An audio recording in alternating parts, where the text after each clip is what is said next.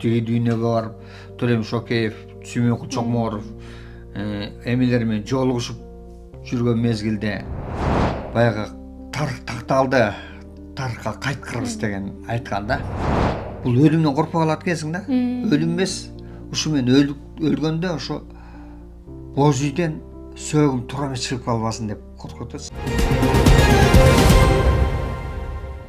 Саламатсыздарбы, урматтуу телекөрүүчүлөр. Биз азыр ырчы обончу аткаруучу Бакыт Мамаевдин үйүнө келдик. Саламатсызбы, кандайсыз? Саламатчылык, кандайсыздар? Жакшы болуп калдыңызбы? Жакшы. Алгач эле кирип келатканда каздарыңыз көрүнбөйт го, буга чейин каздарыңызды да тартып келдик элек. Бул жерде баягы кастарды дагы баягы өзүм ден соолукка байланыштуу болуп калды. Себеби ооруп калгандыктан аларды да караш керек экен да.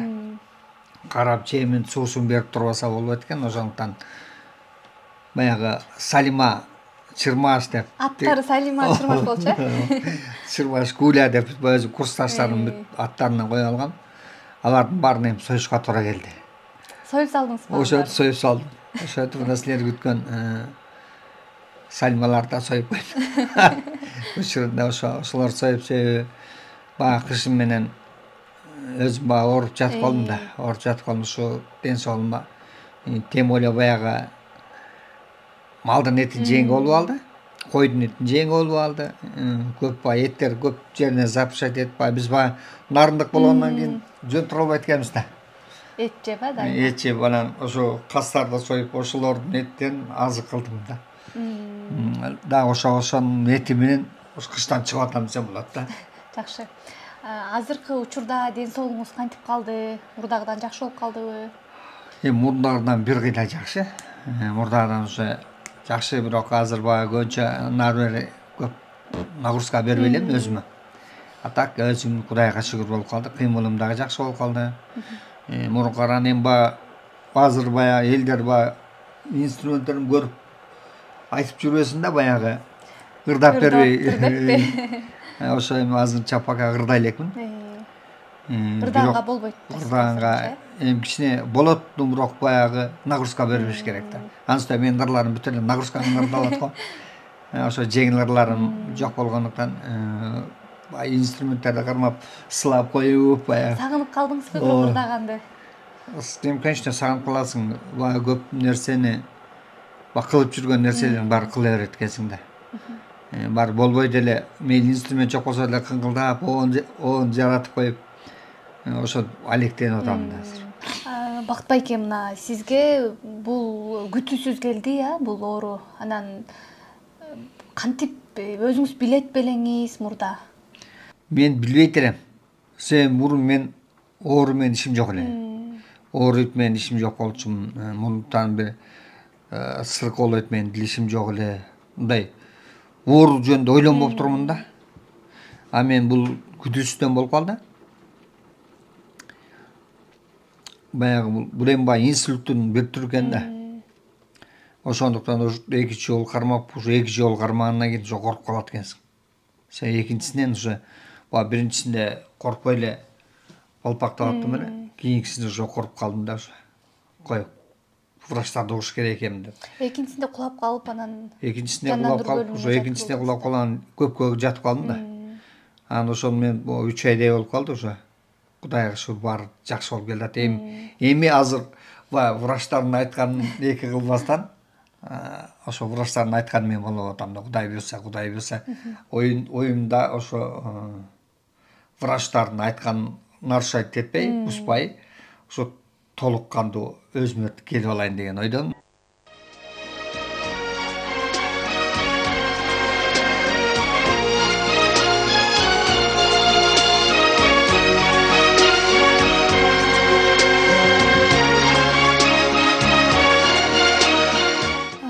Байке, анан ошол ооруканага жандандыруу бөлүмүнө экинчи жолу жатып калдыңыз, экинчи жолу жатып, анан баягы комага жаткан учурда ар кандай айта беришет го, ар кандай окуялар эске келет, же бир нерселер мындай белги берет деген сыяктуучу. Сизде кандай болду? Бул жерде баягы мен биринчи ятканым эле болчу. Биринчи ятканымда бул жерде баягы мен операцияга кирет деп аткан мезгилде мен баягы кома деп коебу. ошо жандандыруу бөлүмүндө жаткандан кийин бул жерде мен Төлемиш Шокеевтер менен жолугушуп баягы өзүм киношчу болгондуктан баягы киного жакын болгондуктан ошол эме колдош керек. Төлемиш Шокеев менен Сүмөкул Чокморовдор менен мисалы үчүн ошол жерде Табылды Эгембердиев Табылды ушул байкелер менен жолугуп калдым да. Жолугуп калсам адатынча эле сага кандайсың деп эле анан баягы учурашып эле ошо Табылды байке мага бир кыргыздын эң тамгаларын берип атат да. Нар жактан Нурак Абдрахмановдор бар учурашайын десем мага баргызбай эле жөн алаксытып койду да сөз менен. Анан ушул эң тамгалар ушу колдорунан чууруп атат. Демек ошол эң тамгалар кыргыздын өзүнүн азыркы тамгалар эмес. Эң тамгалар бар го өзүнүн баягы Таштоорундагы. Ошо эң тамгаларды ошолорду мага берип атат да колума берип атат. Табылды байке берип анан берки боз үйдүн ичинде отурабыз. Ичинде отуруп сырт жактан боз үйдүн сыртынан бугуу келип чөп жеп атат. Эшиктен көрүнүп эшик алдында. Анан бер жактан келип тарых такталды. Тарыхка кайт кыргыз деген сөз айтып атат. Сөйбүрө ичиктен туруп, наркы эшик жакта карап отуруп, биз төр жакта болуп, ушу тарых такталды. Ушул сөзү кулагыма сиңип негедир жүрөктөн орун алып калды. Тарых такталды, тарыхка кайт кыргыз дейт да. Анан бул мен ошентип оюма келип, беркилер ойдогудай ошолор айтылгандан кийин көзүмү ачсам уже мен операцияга кирип атырмын да. Бир келип келбей сыяктуу бир учур болуп аткан сыяктуу болуп аткан да. Ошентип аткан эмес муну Сами кожонун Мирлан Сами кожо менен өзүм жердешим болот, инилерим болот. Ошого анан Кенже Касмалиевага айтып калдым да. Ушу мен тартып калгыла депчи, тартып ушу видеосу тартып калганы бар. Тартып калгыла ушу мен бул жерден кандай десем, бул өлүмдөн коркпой калат экенсиң да. Өлүм эмес, ушу мен өлгөндө ошо боз үйдөн сөөгүм туура эмес чыгып калбасын деп коркуп атат. Сөөгүм туура эмес чыгып, мен ушу өлүп калсам китайский темир боз үйдөн чыгарып койбосун деген ойдо айтыптырмын да. Азыр ойлосом. Ошо мен баш айыл өкмөтүндө мен иштешип жүргөн. Мен мурун көп жерде иштешкем да. Ошолордо боз үй бар, ошолордун боз үйүн алып сурагыла. Ошо боз үйдөн чыксын мен сөөгүм деп. Эми өлүп калганда мен сөөгүм туура эмес жетип калбасын эле, туура эмес чыгып калбасын дедим да. Сиз ошо операцияга кирер алдында демек баягы даярданыпсыз да, өлүм менен өмүрдүн ортосунда болуп. Бир коркунуч болуптур да сизде. Жок, коркунуч деле болгон жок. Коркунуч эмес, бул тактоо болду го дейм. Себеби өлүп калганда өлүгүң туура эмес чыгып калбасын деген бир тактоо болуп калды. Себеби бул жерде мен өлүмдөн корккон да жокмун, мындай өлүмдөн мындай эми келчи адам өлөбүз да деген сыяктуу кабыл албош керек. Ушу өлүмдөн ошол мезгилде мен врачтар өлүмдөн ана алып атышпай. Себепкер болуп. Өлүп калчу нерсени өлтүрбөй алып калып атышпай. Ошол үчүн бул жерде врачтарга да таазим этем да. Ошол жерде ошо Улан деген врачка дагы чоң рахмат. Себеби мына силердин тартылганыңар да бар го, ошол врачка да рахмат. Ошол мени почти өлүп калган адамды өлүктөн сууруп алды да. Демек ошол оор учурда бир врачтар дагы, анан элдин колдоосу, батасы дагы сизди бир чоң нерседен куткарыптыр да. Ооба, себеби бул жерде баталган ошону айтып атпаймынбы? Ошон үчүн жалпы кыргыз элине таазим этем. Мен өзүм мынча ишенген эмесмин. Ушунча элдер колдоп, ушунча мени ушунча колдошот деп ишенген эмесмин да. Себеби ушул жерден элдер ушунча колдоп, бардыгы комментарийден деле кийинкилерин окуп атсам деле азыркы деле баягы мен мындай элге кызматым өтүптүр да. Элге кызматым өтүптүр. Элдер ушундай жакшы кабыл алып, жакшы эме кылып, мен азыр көп эле бакыт концертиңди бер деп атышат да. Бирок эми мен баягы концертин бергениме чейинкисин кичине жакшы болуп алайын, андан кийин элдин астына бир отчет концертин берет болушум керек. Себеби мында дагы элдерге ошо күйөрмандарыма, эжелериме, байкелериме негизи маданият кызматкерлерине биздин мен билбей турган ушу менде мындай ою жок жерден эле баардыгы колдоп кетти да. Себеби ушу мен ушунча элге эмем өткөнүнө ыраазымын. Себеби мен өзүм жөнөкөй болуп, мен өзүм балбактап жүрө турмун, өзүмдүн баркымды билбептирмин десем болот да. Буюрса өзүңүз айткандай, жалпы кыргыз эли да күтүп жатат болуш керек. Жеке концерт берсеңиз күзүндө, анан азыр даярданып атсаңыз керек, аз-маздан обондор жаратып. Азыр обондорум Кудайга шүгүр, мен буга чейин обондорум көп болчу. Бирок мен мурун ырларымды ырчыларга берип койчумун да.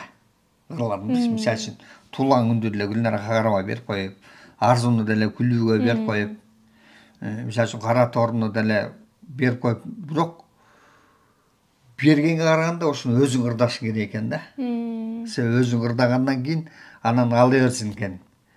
Себеби ошо өзүң ырдап, өзүң мисалы үчүн ошол чыгармачылыкты кандай бир беттеп алыш керек экен да.